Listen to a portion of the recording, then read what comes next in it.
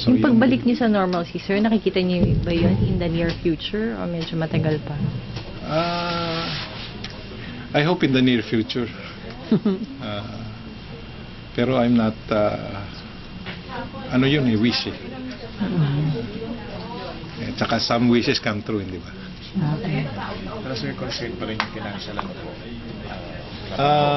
Yeah. Oo naman, concern pa rin yung financial. Pero May tumutulong ba sa inyo, Ken? meron naman tumutulong at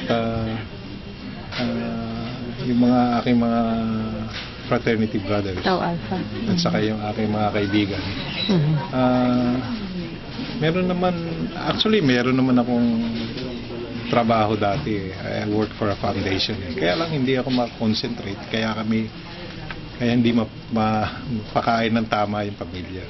Dahil hindi ako nakakatrabaho ng 100%. Pero yung mga bata nakakapasok naman sila, sir? Hindi nga eh. Basta 2 weeks na rin hindi Oh, pumapasok. they haven't been going to school since Wednesday of last week. So, Almost so 6 days na sila. Isa pang apila ko yun. Siguro, Exam week, ano? na ano na ni Sister Mary Jan, tsaka si Sister Feli, Uh-huh. kinausap na nila yung Malate School. I hope may konsiderasyon naman ng Malate because my wife is an alumni. Okay. Yung mga aking mga in-laws are alumni na sabi naman nila they will give special test dun sa mga bata para hindi naman ma-delay.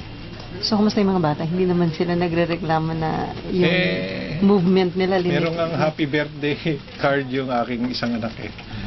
So, saan nakalagay? Pwede makita, sir. ang sinabi ito eh. Sinabi, Ay, ang cute naman.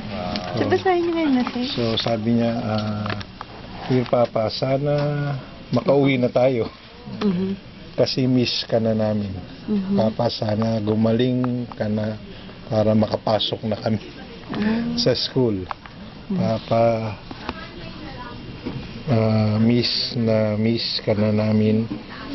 Sana magkapera na tayo para mabayaran ng tuition fee. Hindi pa bayad pala. Hindi pa Baka kaya bayad hindi eh. binibigyan Ano ng pa yun test. na Hindi, bibigyan daw ng test. Sabi niya Ayun, ganun. ano ba yan? Galing sa Madriaga family. So, Papa to. Tapos, yung mga anak niya lahat yan. Denise, yung gumawa nito yung anak ko si Michael eh. Ilan taon yun, sir? Yun ang magte-10. Okay. So, sabi niya Denise mahilig sa candy, ayan. Okay, kay Si Megan. Mark mahilig sa cars. Si PJ mahilig Book. book. Si Michael, ball. Mahilig Okay, may maglaro. mga ganong pictures. Si Mary, school, kasi magaling yung batang yun eh. Si Herx, yung matabang maliit. Mahilig parang sa bata. Hindi, Parang parang bata bata pa rin. Si Dale, yung malaking mataba. Mahilig Malaki. sa... Food.